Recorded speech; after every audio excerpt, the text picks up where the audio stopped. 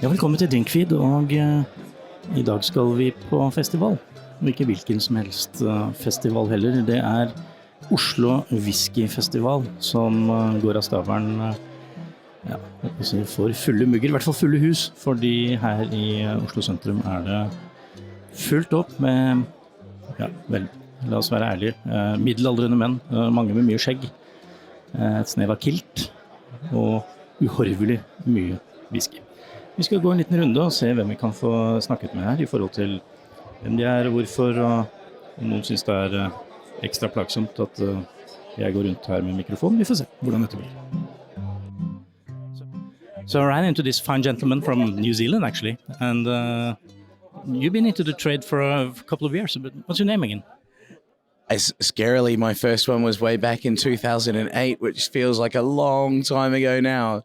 I mean, what do I feel about Oslo Whiskyfestival? It's one of my favorite festivals to come to, mostly because the old friends and the old faces that you get to see year on year and the fun that you get to have with a few drams after the show. But yeah, this is one of the great festivals that you get to come in and spend some time at.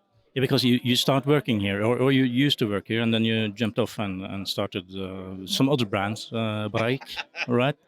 Yeah, I mean, I first came out with Morrison Bemore back in 2008, and then Love brought me to Norway, and then Whisky took me back to Scotland. So it's nice to be back here representing Holyrood Distillery and putting out some nice little bottlings for everyone to try.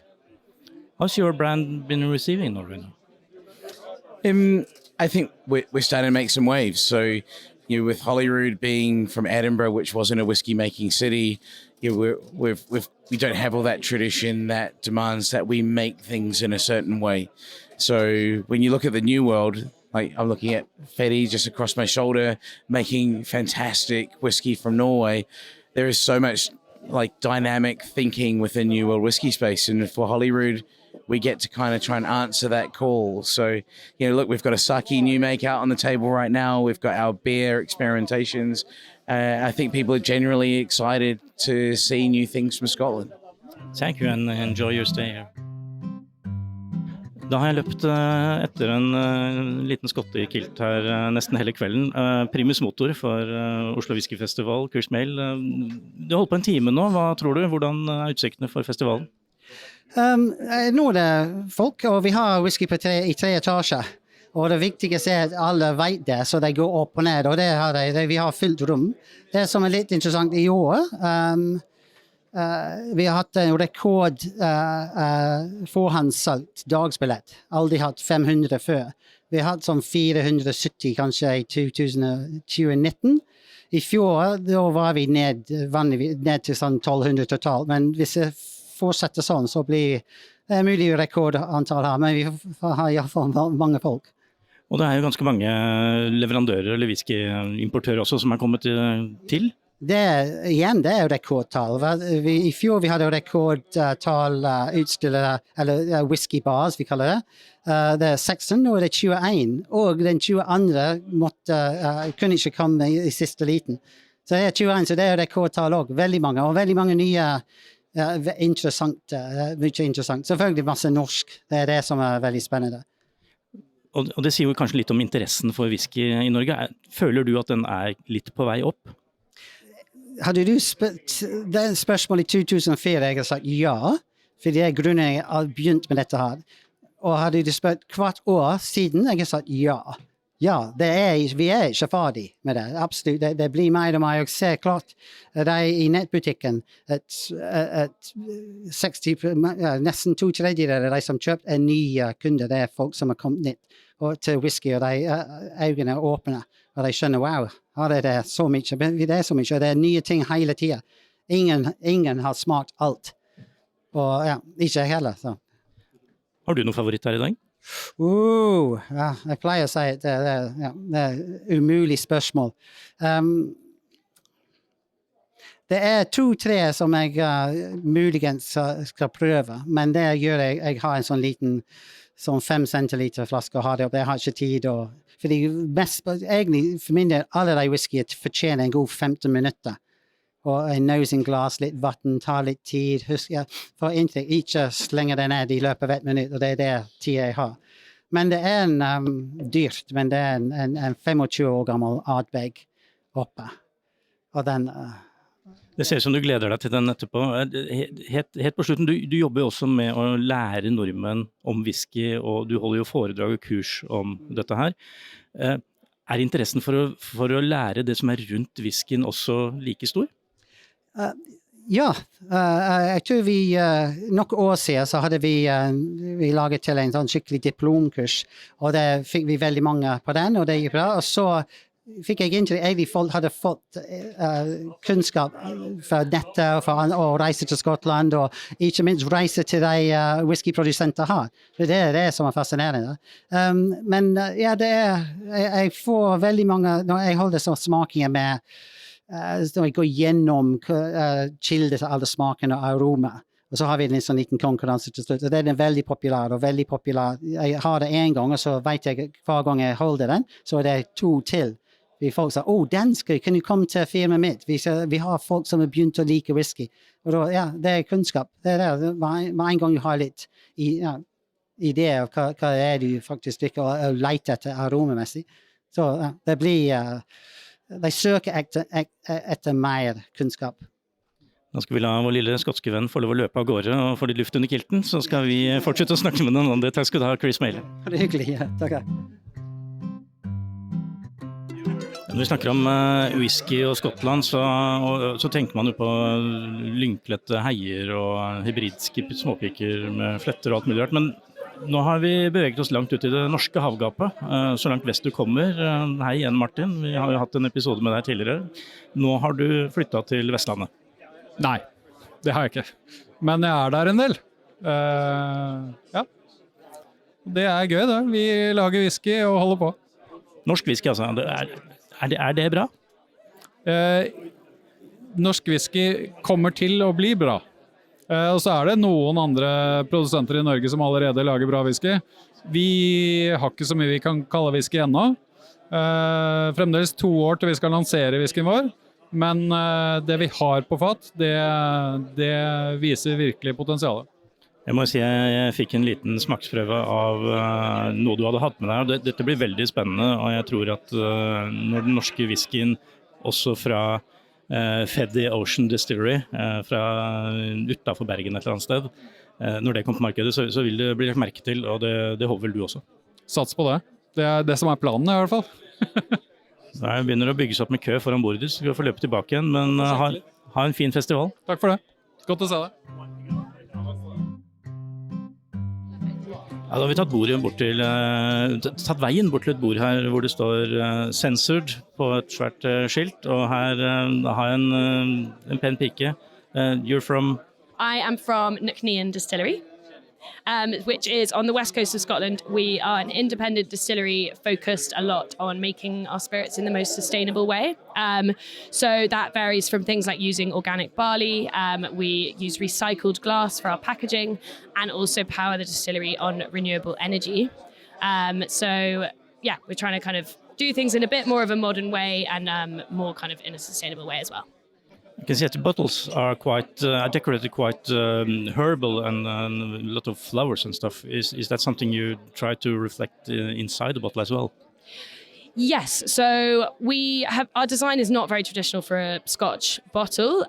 We are mainly female team, which you can probably see. There's a bit of a feminine touch to the bottle. So the design on the bottle is taken from a painting by a local Scottish artist, and it's all plants that grow from around the distillery. So that's kind of why we chose to use that. How do you find the Oslo Whiskyfestival? Is it as huge or exciting as you might imagine? It's very exciting. My first time in Oslo, but there's lots of great brands to discover. So I'm going to have to get around and taste lots of good things. Yeah, well, thank you for the comment. Thank you. Ja, som dere kan høre så tar jo stemningen seg ganske kraftig opp, og nå vi i hovedsalen her, og det her tungvekterne har fått bord. Og en av de representerer jo blant annet det ikke ukjente merket Lochlomen. Velkommen tilbake, Christian. Du har vært på en episode hos oss tidligere. Takk. Det hyggelig å bli kalt for tungvekter. Jeg kaller det meg tjukk. Ja, det litt tidlig for sånn spøk nå, føler jeg. Uansett, Dere har jo fullt hus her. Hvordan pågangen? Nå har vi holdt på 1,5 time cirka. Det går i et bankende kjør, som du jo ser selv. Ikke minst kanskje fordi vi har et ekstra trekkplass der med i dag. Alan Reed, som fra destilleriet Kloden, har kommet over fra Skottland for å holde oss med selskap. Kanskje vi skal ta en liten prat med en ekte skotte, for bortsett fra en pen pike i etasjen over her, så trenger vi jo noe med litt ordentlig aksent. Det burde vi få til, Kristian. Det må vi få til. So hi, Alan. Tell me short about the Kloden brand. So Loch Lomond, we essentially first started producing liquid in 1814, but we're located approximately 40 kilometres from Glasgow, due west. And the distillery is located in the south of Loch Lomond in a small place called Alexandria. Our current location, we've been there probably from about 1966. But to simplify our brand, we were a company that was essentially, we have the distilling capacity and the ability to create many different flavours in one place. We have a grain distillery and a malt distillery in one location. We also have coffee stills. Occasionally I will joke to people and explain that we're almost like the Willy Wonka of whiskey. We have the ability to create many different flavours in one place, which is quite unusual. I look at your range that you have put up here, and do you have any particular favourite amongst them? For my favourite out of our range, it would probably be split between the 12-year-old Perfectly Balanced and potentially 18 years old. Both of these liquids really showcase our versatility. They both display, they actually have 4 different spirit styles to make one whiskey. And we're showcasing the versatility of the distillery. Essentially, we have 4 different types of stills, but have the ability to make up to 11 new make spirits. Both of these have a combination of spirits from both our traditional pot stills and our straight neck stills. But they also have our distillery character, which is essentially, we've got that lovely distillery fruit character that we create during a long fermentation. Then you get that honeyed sweetness from the American oak and that gentle wood smoke in the background. Fantastisk, både dialekt og alt han har å si om whiskyen sin. Thank you very much, Alan. I'm going to send you back to your table now. Thank you. Da skal vi ta og bevege oss litt rundt og se hvilke andre rare karakterer vi kan finne bak bordene her. Det jo vanskelig å bevege seg rundt her uten å stoppe ved bordet til kanskje verdens største brennevinsmerke. Vi hos Diageo, og de har jo blant annet både Oban og Talisker og Lagavulin. Veldig fargerike og spennende design dere har fått på de nye flaskene, Michael. Hva ideen bak der? Ja, man kan väl backa bandet till Game of Thrones som vi lanserade för 4 år sedan ungefär. Då jobbade vi med en illustratör, en artist, en konstnär, Mr. Taylor, som kom upp med idén att vi skulle jobba med mytologiska figurer, med troll, med havets creatures, havets varelser etc.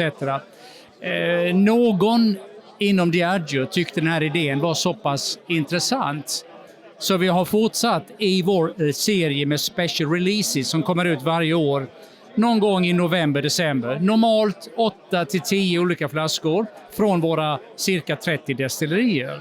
Och i år så är det mer färgglada än tidigare. Och framför mig här så har vi Oban, vi har Lagavulin, vi har Talisker. Sen finns det ytterligare 5 stycken som kommer ut här på polet inom några dagar. Mortlack, här kommer en Oban, ja det kanske jag nämnde, här kommer Cardew, här kommer Glenord och en Klein Liege inte minst då. Väldigt, väldigt spännande, men tanken är väl, om jag får vara lite personlig, vi vill ju nå en yngre publik. Vi ser ju också att whiskypubliken håller på att kanske bli något äldre. Vilket vi gillar, vi liker det. Men vi får inte förglömma att vi har en ung generation som idag är kanske 25-30 som vill komma in i vår gemenskap, vi som liker whisky. Och ett sätt kan vara genom utbildning, genom träning, gå på konsumentmässor som denna.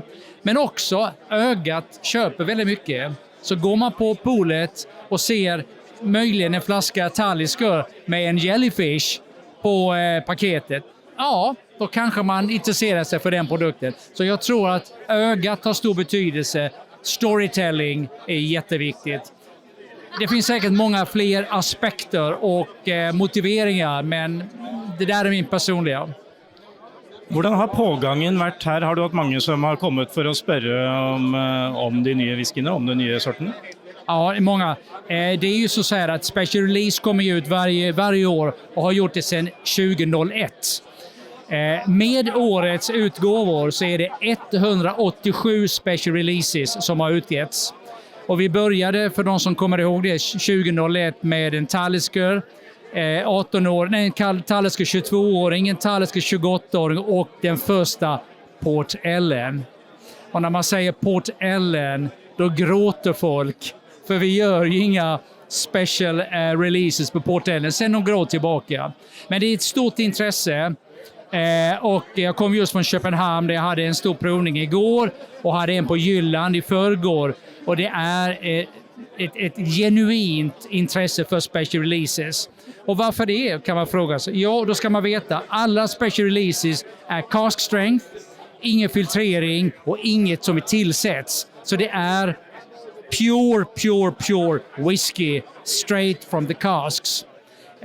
Och det är vi väldigt stolta över att kunna presentera detta varje år. Och de ligger, tycker vi, ganska hyggligt i pris från ungefär 1000 norska kronor och en bit uppåt. Men på en hygglig nivå, måste jag säga. Sier vi tusen takk til deg, og så kos deg videre på messen. Tack så hemskt mycket. Ha det.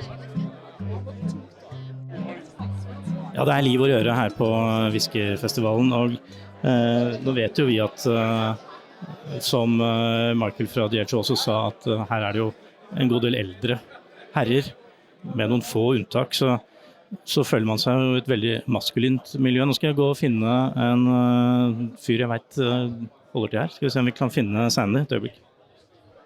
Ja, da har jeg løpt opp og ned noen trapper her, og så finner jeg bak et lite bord bakerst hjørne Sandy fra Palmer Spirits. Hvor viktig er disse festivalene for dere når det kommer til whisky? For oss som jobber med brands som har for eksempel Noen, som er lite kjent i Norge, så det er viktig å ha mulighet til å vise fram brandet til folket da. Siden vi er i et dark market, som det heter, så vi kan ikke gjøre som reklame, sånn sett. Så kommer vi som foran folk og får smake på nye ting som vi gjør, men det er jo viktig. Dere har jo ganske vid-range, men det er jo ikke bare skotsk. Du har jo irsk blant annet, og japansk og alt mulig. Hvordan blir de forskjellige typene mottatt på en festival som dette her? Ja, det er jo de fleste som kommer til festivalen er ute etter skotsk, kanskje. Men folk er jo nysgjerrig på spesielt japansk og irsk, delvis. USA kanskje litt mindre. Men det er jo også folk som liker whisky, så glad i bourbon og rye, så det er jo en del som har smakt på det også. Hvor tror du whiskymarkedet i Norge er på veien? Nå har du vært ut og inn av den delen av bransjen litt. Ser du noen forandring? Hvilken vei går det? Ja, som vi vet, folk er liksom mer interessert i smak totalt. Når vi setter i mat, kaffe, alt mulig ting. Øl, liksom kraftig har vært veldig stor da. Så whisky, folk er mer interessert i smak. Så man må liksom være innovativ og komme med nye ting, og folk er interessert i å smake nye ting. Og ikke bare innholdet i flasken må være godt, ikke bare utsiden da. Det var visdomsord fra Sandy der, og tusen takk skal du ha, Sandy.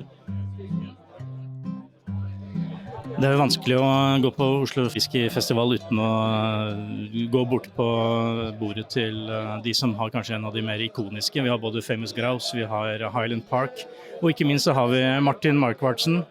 Originally you're Danish, but you prefer speaking English, I understand. I think the Norwegian prefer me speaking English because when I start talking Danish, they don't really get all the things I'm saying. So yeah, and I've been working with whiskey and lived in Scotland for so many years that it's actually more natural for me to speak English than Danish. So that's I think that's very natural for me now. So, but you've been, as you say, working with the industry for decades, maybe, or at least a very long time. Do you see any changes in trends, or is the whiskey tasting going different directions? Yeah, well, this is my 33rd year in the business and 17 years for Highland Park, and I've seen all the changes and collecting, selling, buying and selling whiskies privately is getting a trend where we can't really follow prices anymore.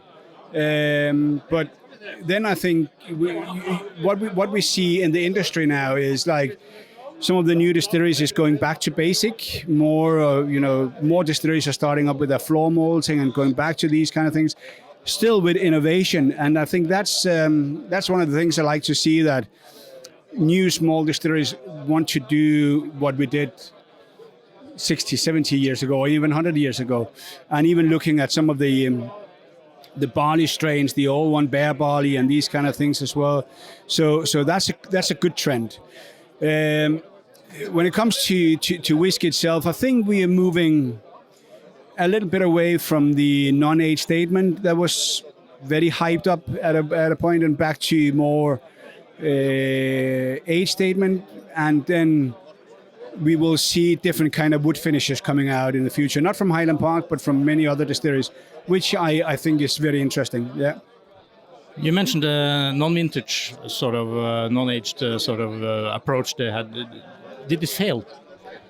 No, I don't think it failed, and it's something that's been it's been there long before we had an age statement on whiskies. I just think that for most distilleries there was a gap of years where we didn't really have too much whiskey, and to fill that gap, for us, for instance, we had a couple of years where we were really down on the 18-year-old, the quality of cask for 18-year-old, and to a certain point for 12 as well. And the non-age statement kind of took the pressure away. And I think that was the same for a lot of the distilleries. I don't think it failed, but when distilleries came up and had the stock again, I think we all want to have an age statement on it, even though the age statement doesn't really tell us about the quality. The only thing we can be sure about is the higher the age gets, the more expensive it gets. So, but besides that, I think we still have some non-age statement whiskies. Our new cask strength series, which of course is too strong for Norway, but still is a non-age, and it's very, very rare. People ask about it. They kind of figured out that let the cask talk, and then we can see. But I think when we get up in age, when we get up to 30, 40, 50 years, and people still don't write an age statement on it, then it's one of these things that why not write an age statement on it? Why have a very expensive bottle with no age statement? So I think today we will see that age statement is coming more and more back. New cask finishes, as I said. And then trend with distilleries experimenting a bit, and new distilleries going back to basics. So it's kind of where we had years ago, we had the experimental thing, and then we had a little bit more of the innovation thing, and now we're kind of back to the future again, where we look at. Nick is a good example with the distillery he have in Edinburgh. Doing things the old way, but still very innovative, and that's what I like. Yeah, you mentioned Nick Ravenhall that we had a word from earlier. Do you sort of are anxious that the small forward distilleries are going to challenge your brand? Well, we don't see them as a competitor. What we do see is that we can learn from them and vice versa. And we welcome them. I've been down to Nick Ravenhall and seen the distillery, and I think what they do is simply amazing. I really love the way they do things and the way they explain, and the tour they're doing as well. And I think we can all learn from that. So it's about getting whiskey as wide as possible, taste-wise as well. And so we have a huge difference between the different distilleries, but also to come up with new ideas. And that's what these distilleries are good for. We can't really do it because we have to deliver what people want. And because we're owned by a big company, we have to kind of be careful what we're doing. Yeah. Da sier vi tusen takk til Martin Markvartsen fra Highland Park og Edrington. Og vel, enjoy your evening, sir. Thank you very much. Thank you. Da begynner vi å runde av her fra Oslo Whiskyfestival for denne gangen, og som dere hører så det jo bånn gass, og interessen for whisky i Norge I hvert fall ikke dalende, om man skal tro pågangen fra publikum her. Og da passer det vel egentlig bare å si slein til fra Drinkfeed, og dere nysgjerrig på whisky, så ikke nøl med å sende en mail eller kontakte oss på en eller annen måte. Ha det fint.